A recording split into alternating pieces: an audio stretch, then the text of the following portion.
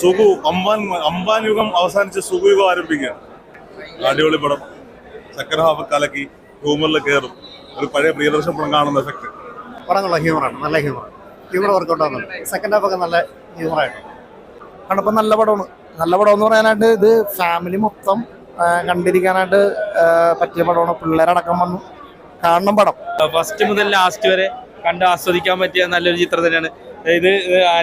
അനിൽ നല്ലൊരു വേഷം ചെയ്തിട്ടുണ്ട് ഇതില്. അങ്ങനെ ഒരുപാട് പുതുമുഖങ്ങൾക്ക് അവസരം കൊടുത്തിട്ടുണ്ട് സംവിധായകൻ. ഒരു നല്ലൊരു ചിത്രം കണ്ട ഒരു ഫീൽ തന്നെയായിരുന്നു. കുറച്ച് കോമഡികളും എല്ലാം കൂടി ഓർത്തിണക്കിയാണ്.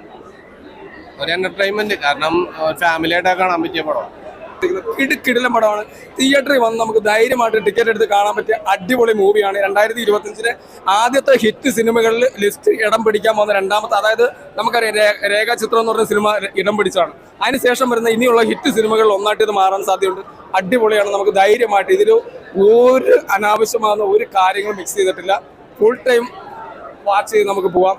സന്തോഷമായിട്ട് തിയേറ്ററിൽ വന്ന് കാണാൻ പറ്റും. അടിപൊളി സിനിമ.